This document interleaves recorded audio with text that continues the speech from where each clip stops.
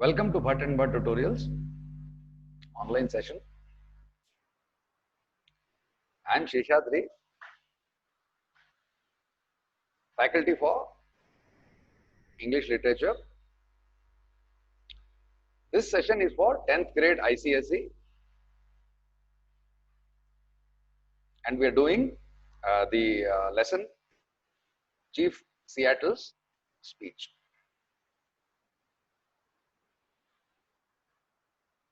The lesson, dear students, this is the first one that we are doing. We have already done a poem so far.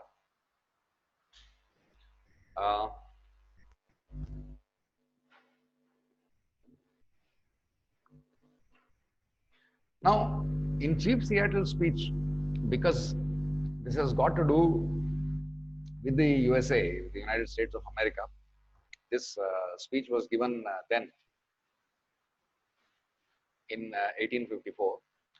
But before beginning the text of the speech itself, it would be necessary for us to know in what background this speech is being given.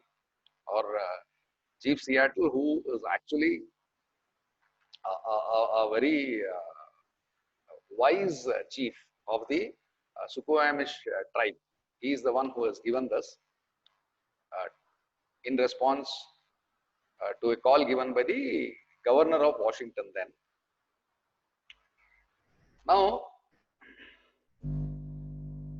to look at the background at which this happened, the Americans that inhabit the United States of America today were not there before the early 18th century, nor was there a single unified country like the United States we see today.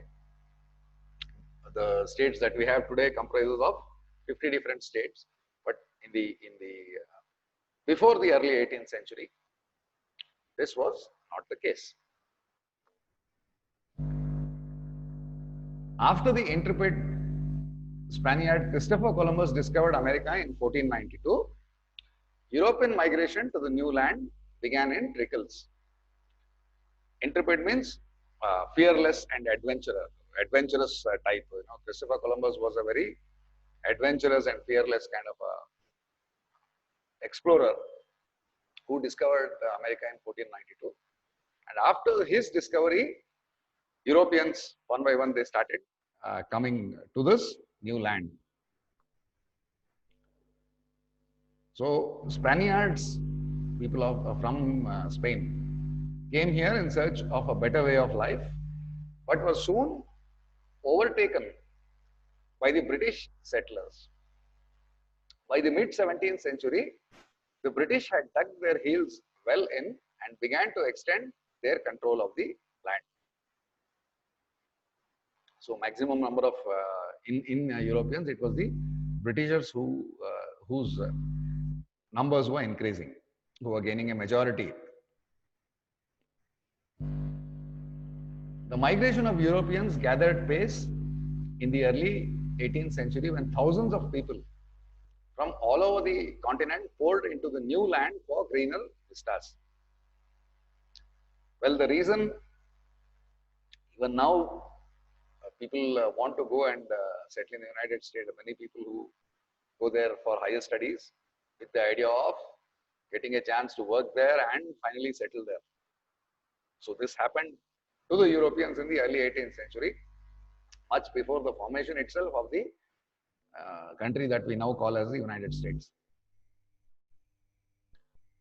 They wanted to escape poverty and religious persecution that plagued the European society, choking the middle and the lower middle class people then.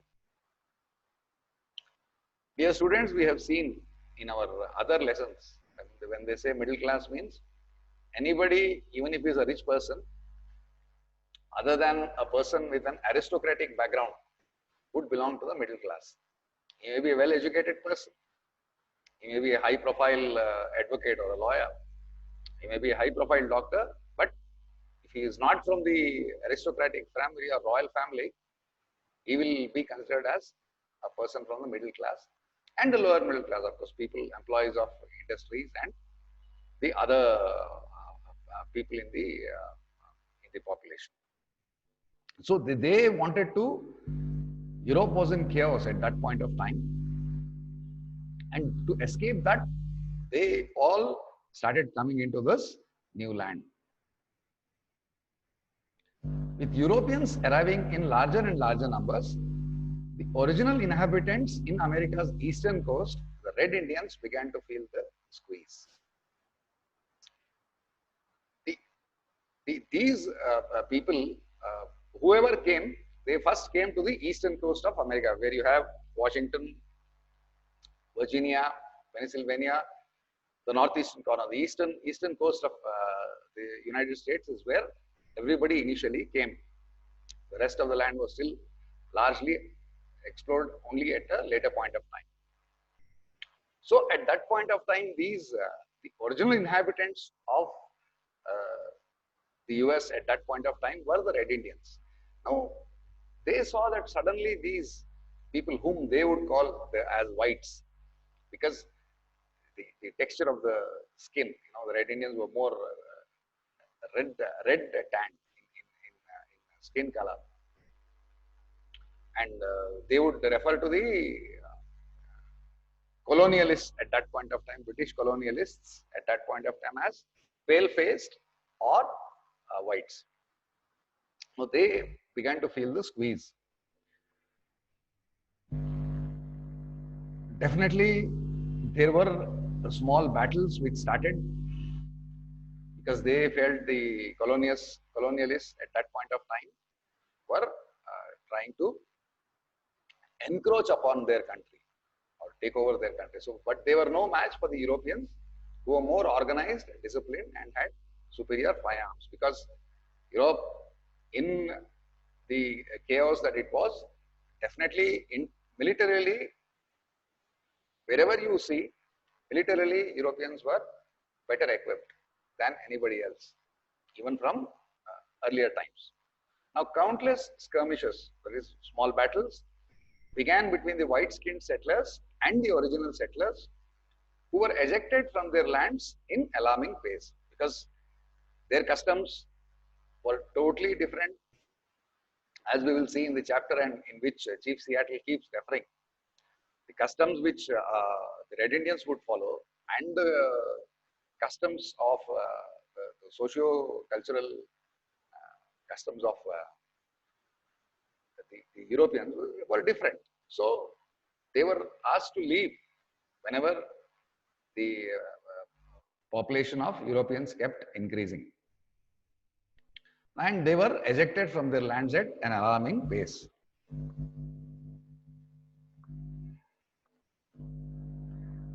The Red Indians fought ferociously, but their bows and arrows were no match for the arms, ammunition, and the wherewithal of the European settlers. They were because Europeans already were into conquering territories. They were already into warfare much before than the Red Indians could even think of this. So definitely they were more organized. So eventually they lost the battle, and the Europeans lorded over them, and the British became the colonial masters. Because at that initially, thus we are talking the early part of the 18th century, when the US itself had not declared its independence. But even after independence, in fact, the American independence happened in 1776. They declared independence in 1776 from the British Crown. And this speech was given in 1854. So it was much after the independence. But it was initially the British colonial masters. The humiliation and anguish of the Red Indians was insufferable, but they had no option but to bow to the British masters. So their lands were going away. Now, here entered Chief Seattle. Chief Seattle was the chieftain of the vanquished Red Indians. Vanquished is the ones who had lost, and he was a member of the Suquamish tribe, and they were the original settlers there. In the Red Indians also, there were numerous tribes. Suquamish was one of the tribes with a large majority. He was a sagacious leader. Sagacious is having good judgment. He was a wise leader who realized the folly of continuing the hostilities against the British colonial masters.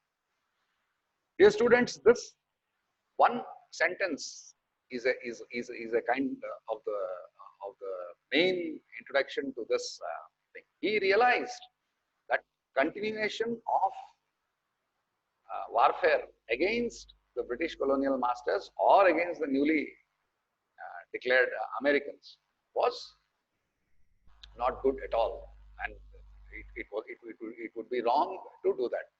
And he started talking of reconciliation. So this is where this is what we need to understand. This was the situation then at which he made this speech. He loved his tribe, he loved his land, and he loved his culture. This is why he felt a protracted animosity with the British would eventually hemorrhage his dear people to death. Protracted means prolonged. So he knew that you can keep fighting, but eventually all his people would die. So since he knew that, he started this gesture of friendship towards the Americans. So he led his tribe towards a reconciliation with the new masters. This speech, given in 1854 to formally accept British colonial authority, is a lament. Lament means it is an expression of grief, but it has no trace of vengeance or stupid defiance in it. He is not trying to provoke people. He is not trying to provoke the Red Indians or his tribe by trying to give the speech, but he is saying whatever he says. He has a great amount of pain in his heart when he is expressing it. But instead, it exudes statesmanship, rectitude, dignity, foresight, and empathy for his tribesmen. Statesmanship is good leadership thinking. Rectitude is, at that point of time, whatever is the morally correct behavior, what as per his morals it would be correct. I would say to a certain extent, if he is how at that point of time, here it was only one speech, but later how Gandhiji or Mahatma Gandhi talked of non-violence, a similar stance is what has been taken by Chief Seattle in accepting whatever was the terms and conditions that were being offered by these British colonials, or rather the newly formed Americans. So this is the actual text of the speech. So let's begin that. His language slightly is a bit of old, the English that used to be used in that point of time. And you can say to a certain extent it is a bit poetic also. The way he has narrated. So yonder sky that wept tears of compassion upon my people for centuries untold, and which to us appears changeless and eternal may change. Today is fair. Next sentence goes, tomorrow it may be overcast with clouds. So what he says, this sky, which has been very kind to my people so far, he's talking of the history that happened. It today, what it appears to us as changeless eternal may change. In fact, he is already saying that it has already changed, and he is predicting today is fair, tomorrow it may be overcast with clouds. So overcast with clouds means that today the sky is bright, whereas tomorrow it will be overcast with clouds means it will be a dark sky. The sky won't be bright. So he is already talking of the future of the Red Indians as being not bright. or as being dark. My words are like the stars that never change. Whatever Seattle says, the great chief at Washington can rely upon with as much certainty as he can upon the return of the sun or the seasons. His assurances when Chief Seattle is talking, he says, as sure as the sun, whatever happens, the sun always rises and always sets. Seasons always come and always go. So he says, whatever I speak, it is as certain as the sun rising and the sun going down every day. Okay, and the sun setting every day. And there are references, there are 2-3 types of references that he does in this speech. When he says the great chief at Washington, he is actually referring to the President of the United States. He refers to the big chief in Washington here, big chief here is, or he refers to the white chief. That he is referring to the local governor. And at one point of time, he says, the good father in Washington. That's in para 4. There are 2 interpretations. The good father in Washington can again mean the president. It can also mean George Washington was the first president of the United States at that point of time. When independence was declared in 1776, it was George Washington who initially led the War of Independence against the British and against the British Crown, and he was the first president. So he uses the words great chief, by which he refers to the president. He refers to the white chief or the big chief, where he is referring to the governor who's directly talking to him at this point of time. So he says, I can assure you that much.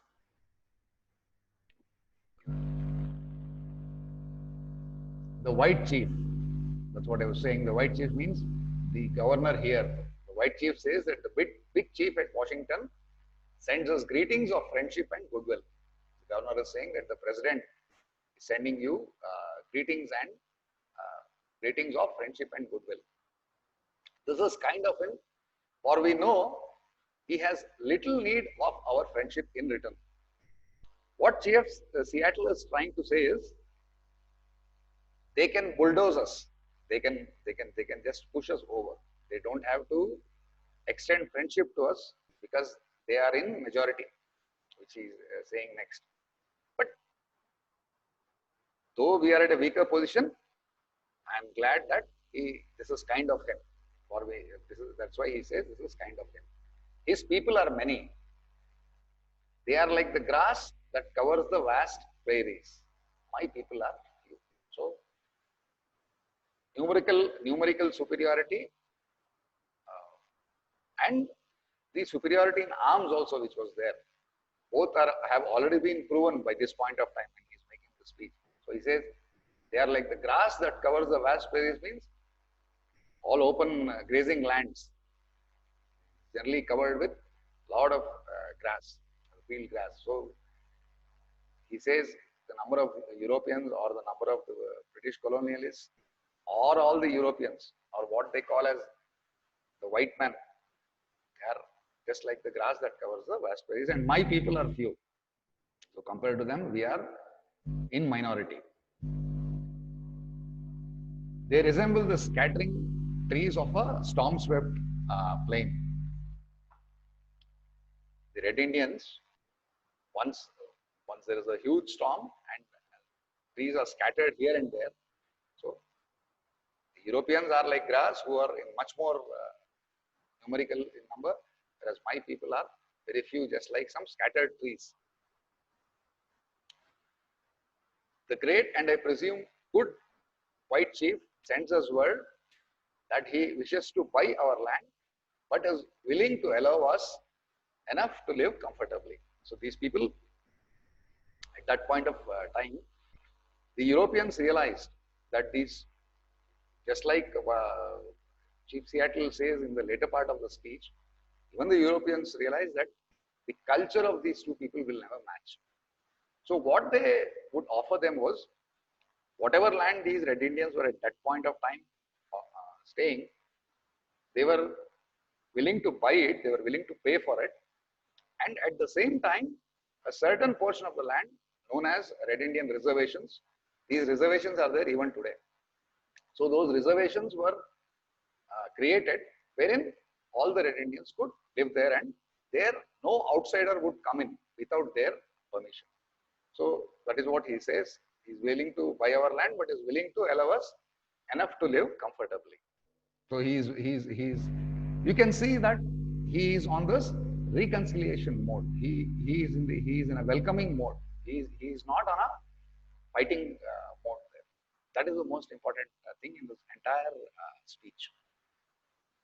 But at the same time, the grief, the sorrow of his past is also what keeps coming up. This indeed appears just, even generous, for the red man no longer has rights that he need respect, and the offer may be wise also, as we are no longer in need of an extensive country. Now, he says, we are less number of people, so we don't need this much land. So we can make do with even a much lesser area. And because they are not part of the mainstream there, that the Europeans are there, he says, the Red Indians no longer needs to respect the rights with which the entire European population was living. That is what he means by that. And he says, even a smaller area for us would be good enough. So he is ready for that. And he says the offer is generous. It is a very kind offer by the king. Here he goes to the past.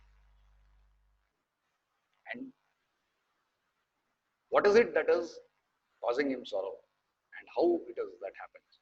There was a time when our people covered the land as the waves of a wind-ruffled sea floor, sea cover its shell-paved floor. What is the amount of waves in a sea? Innumerable. Can anyone count the waves? No. So the population at that point of time, initially before the Europeans came, the whole place was occupied only by Red Indians. But that time long since passed away with the greatness of the tribes that are now but a mournful memory. So now all that is only a sad memory. It is no longer the case when all of us covered this entire land. And mournful means it is very sad.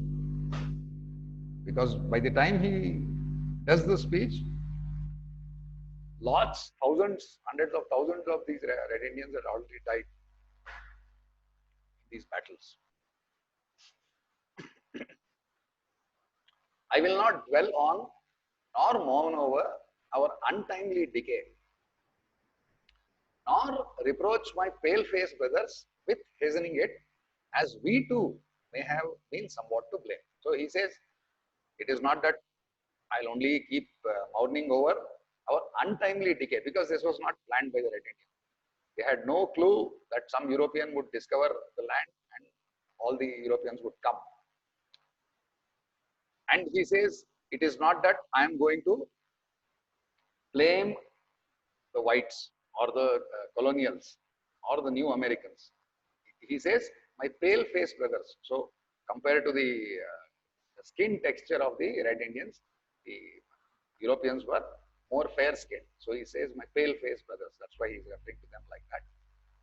So I will not blame them for having speeded up that process by which we lost our land, because we also went into a war path, we also went into a struggle. So we too are to be partly blamed for that.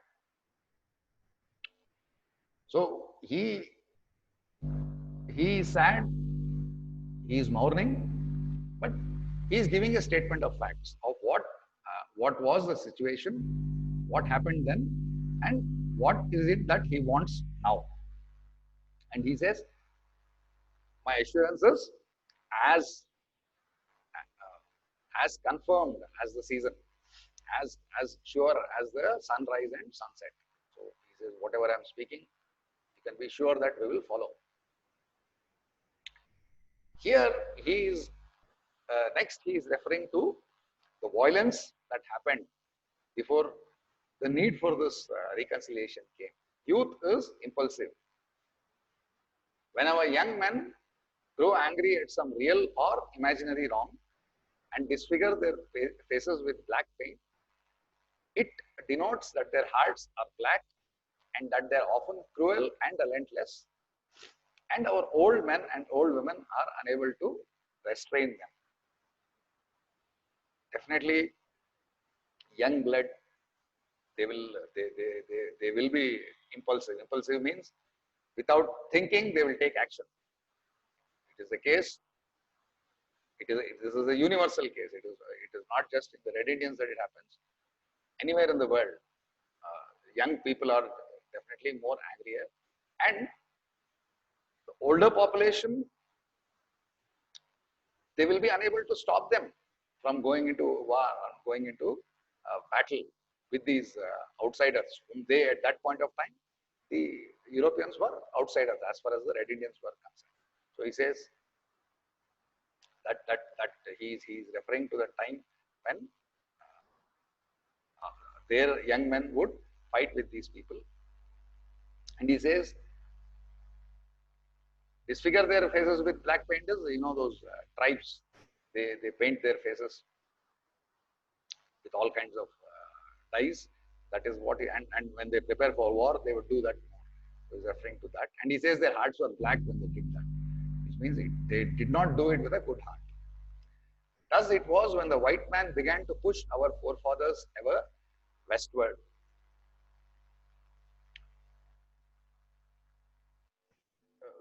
We have discussed, dear students, that the settlement initially began, even the 13 of these 13 of these British colonies that were established in the US were all on the east coast.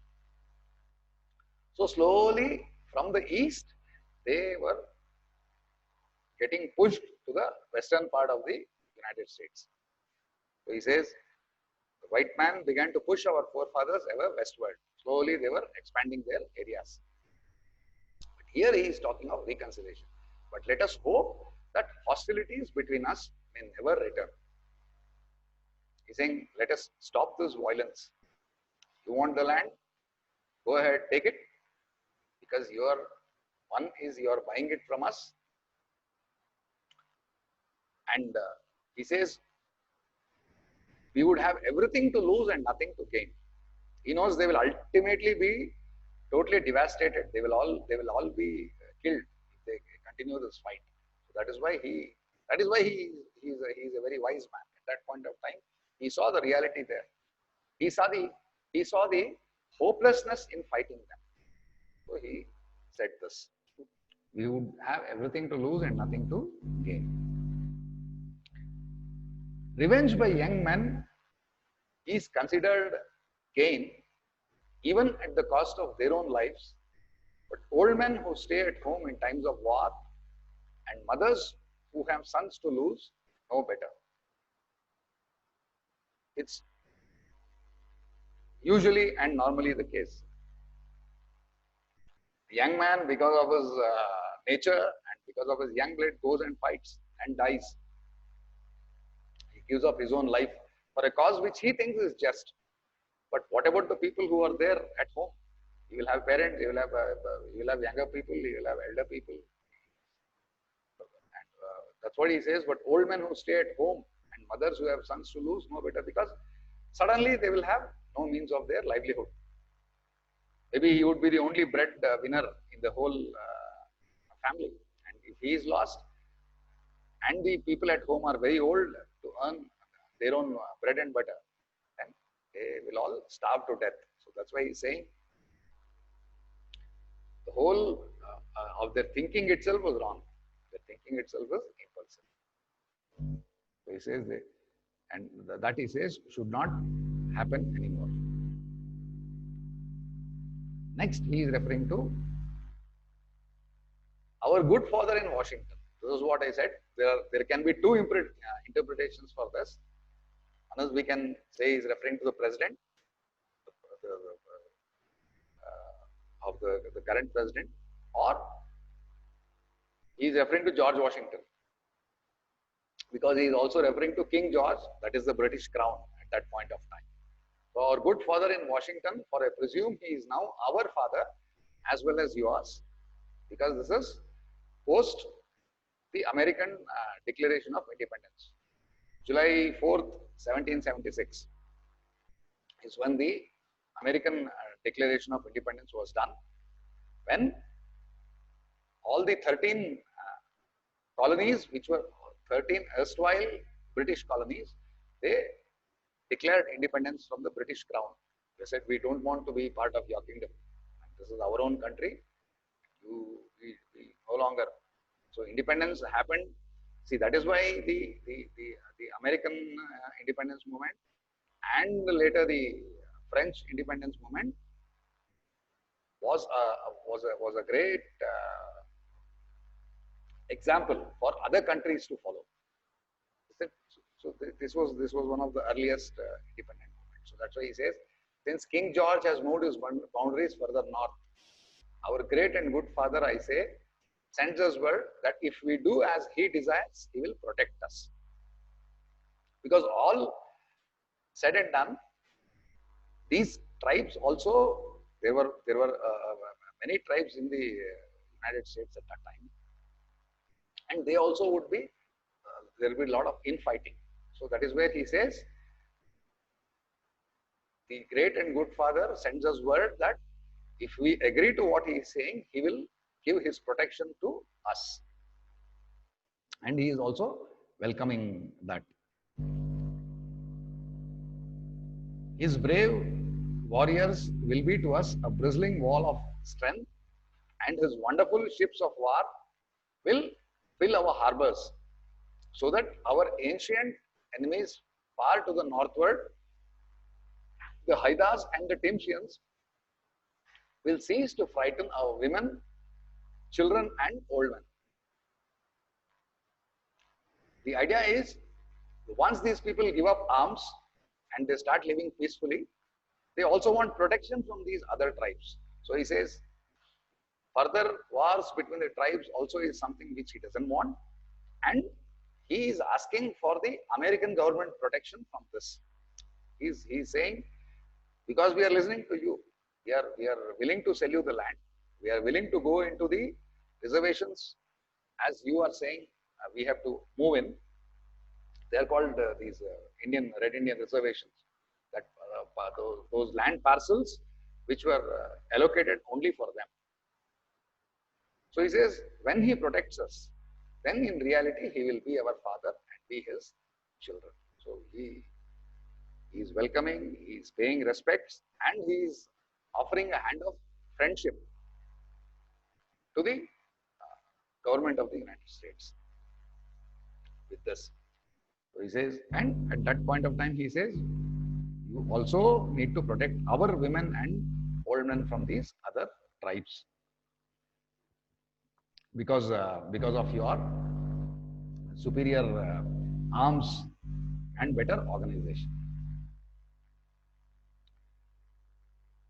After this is what, he this is where he is declaring openly that there are two different cultures here. The culture of the Red Indians and the culture of the Europeans. Or rather, if you talk of religion, whatever were the religious practices followed by the Red Indians and Christianity, are two different things. So this is what he is saying. But can that ever be? He is saying, though I will agree to your thing, he is posing a question to the government. Your God is not our God. Because Christianity was not known to Red Indians then. So that is why he is referring to maybe Jesus as your God. So he says, your God is not our God. Your God loves your people and hates mine. In the case of the Red Indians, it was the great spirits, and it was their ancestors whom they worshipped. And There was no defined form of religion as in Christianity, as in church, or as in Hinduism, where we had temple worship and all that. This was not existent in the Red Indians. So he's saying your God is partial also. He folds his strong protecting arms lovingly about the pale face and leads him by the hand as a father leads an infant son. So your God, that is your religion, Christianity is protecting you and leading you as though a father leads an infant son. When a kid is unable to walk, the kid is led by holding the hand. So he is referring to them, the entire Europeans being led like that by Christianity. But he has forsaken his red children if they really are his. He says, your God has not looked at us because a lot of loss of life has happened. He says he has forsaken, he has given up. He is not, he has written off his red children. Our God, the Great Spirit, seems also to have forsaken us. He says, it is not just your God, but our God, the Great Spirit, also seems to have forsaken us. He has given up on us. That is why we have lost all these lands. We have lost what belongs to us. Your God makes your people wax stronger every day. They are increasing in strength, they are extending the areas, and they are becoming stronger every day. So, dear students, what we need to note here is the main difference in the culture between Red Indians and the Europeans. That is what is coming out in these sentences. And he says, soon they will fill all the land. Who? The Europeans, or the whites as he refers to them. Our people are ebbing away like a rapidly receding tide that will never return. We are slowly vanishing into the background. You have a high tide and you have a low tide. The low tide is actually the receding tide, where the tide goes back into where the water keeps going back into the ocean. So we are like a receding tide who will never come back. The white man's God cannot love our people, or he would protect them. You think, if that was the case, if he was a God to us also, why did all this destruction happen so far? They seem to be orphans who can look nowhere for help. How then can we be brothers? Though he is talking of reconciliation, very, very wisely and very judiciously, he is raising all these questions. So, the American government also will need to think of these things in not starting violence against their people. So that is his whole purpose. He has a very good strategy. That is why he is a very wise leader, and that is why this speech became very famous, because he knows what is going to happen in the future, and to prevent that future violence, he is asking these questions, open-ended questions. How then can we be brothers? How can your God become our God and renew our prosperity and awaken in us dreams of returning greatness? So he says, it is not that all the Red Indians will embrace Christianity, but he says, being part of the same society, how is that we also can renew our prosperity? How prosperous we were earlier, how we can come back to it is a question. He is raising a question. It is an open-ended question. If we have a common heavenly Father, he must be partial, or he came to his pale-faced children. So he's again repeating that. He says, even if God is common for both of us, he is a partial God. So he is angry with God himself. So he is angry with the Christian culture. He says, your God is partial because he has come to only your help. He has not helped us. He has not helped the Red Indians. He has helped only the Europeans. We never saw him. He gave you laws, but had no word for his red children, whose teeming multitudes once filled this vast continent as stars fill the firmament. Definitely, the time when Christianity was born and the way it spread in Italy, in Rome, and all that. At those times, this land of America was not known at all, right? So he says we never saw him. Quite true. There were people who had seen Jesus. Yeah. So he says we have not seen. And he says teeming multitudes once filled this vast continent as stars filled the firmament. Firmament means the sky, the horizon, the entire universe. So be as many number of stars that are there in the sky, we were, the Red Indians were there. So many of us were there. He says, no, we are two distinct races with separate origins and separate destinies. There is little in common between us. So one is this thinking, first of all, mainly which begins from the religious side is what he's telling. In the next text, he will also talk of past death, how the Europeans would treat them, their ancestors, and how the Red Indians treat their ancestors. So he says there is no chance that we can live together. So for peace to prevail, we have to live separately. Country may be the same, but we will live separately and to live separately because these are two racially different cases. Okay, so see here again, he's coming back on cultural practices. A bit more, what we can say, we can't say that it was as organized as Christianity, but definitely their culture was there. There were no written words. That also he is referring here. To us, the ashes of our ancestors are sacred and their resting place is hallowed ground. Hallowed means sacred ground. So wherever they bury their ancestors, those places are very, very sacred for them. And like it used to happen in those times, there was no point in the Red Indian crossing the ocean, either the Atlantic Ocean or the Pacific Ocean. There was no point in him crossing because the land itself was so vast. So they would live there in the places where their ancestors were living. Here he is pointing out, you wander far from the graves of your ancestors and seemingly without regret. They have come from a different continent. It is from Europe, separated by the sea. So he says, this is where one more difference is there between you and us. From your ancestors' graves, you are coming out very far. And you don't seem to have any regret. You don't feel to have any concern about it. But we are not like that. Then the second thing he is saying, your religion was written upon tablets of stone by the iron finger of your God so that you could not forget.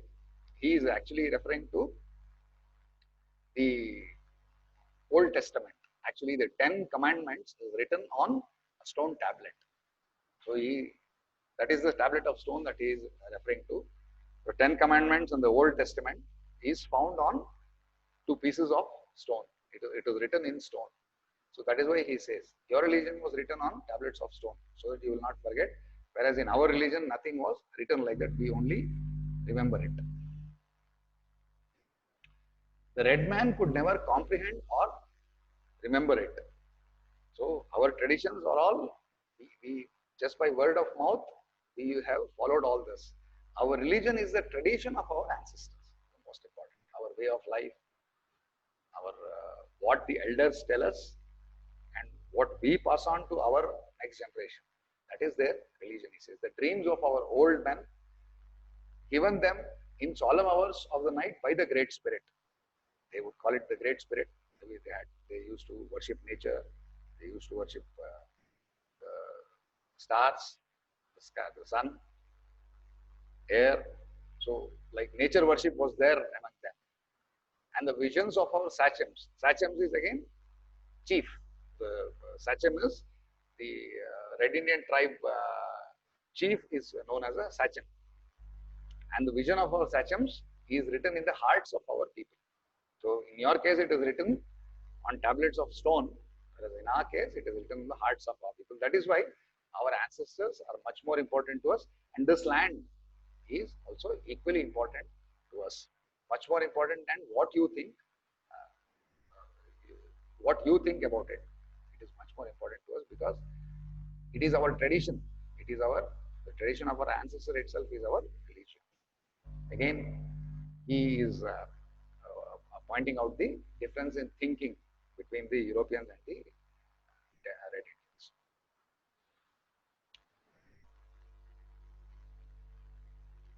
This paragraph we are will be ending this session. We'll see what he says here in the sixth para. Your dead cease to love you and the land of their nativity as soon as they pass the portals of the tomb and wander away beyond the stars. They are soon forgotten and never written. So he is presuming this. Even in Christianity, they go to the cemetery and they pay their respects. But if he is not in the land itself of where the cemetery is, it doesn't. That's why there says they are soon forgotten. So he is referring to that tradition. Whereas in the case of the Red Indians, they are very much in the same land. They have not gone off anywhere. So he says, our dead never forget this beautiful world that gave them being. So the entire Red Indian community, they were all very environmentally conscious and they truly loved the land that was there. And he says, even our dead, they still love its verdant valleys that is green valleys. Verdant means greenish, full of green vegetation. Its murmuring rivers, its magnificent mountains, sequestered vales and verdant lined lakes and bays. Sequestered and verdant lined, again, green lined lakes and bays. So he says, our dead, they will never forget this beautiful world and ever yearn in tender fond affection over the lonely hearted living. He says, our dead, as spirits, they keep visiting us. They don't just go away. In your case, you will bury the dead and you will forget about it, but in our case, it doesn't happen. And they often return from the happy hunting ground to visit, guide, console, and comfort them. So, our ancestors, even if they pass, they keep coming back. He says, happy hunting ground with us. It provided them a lot of food.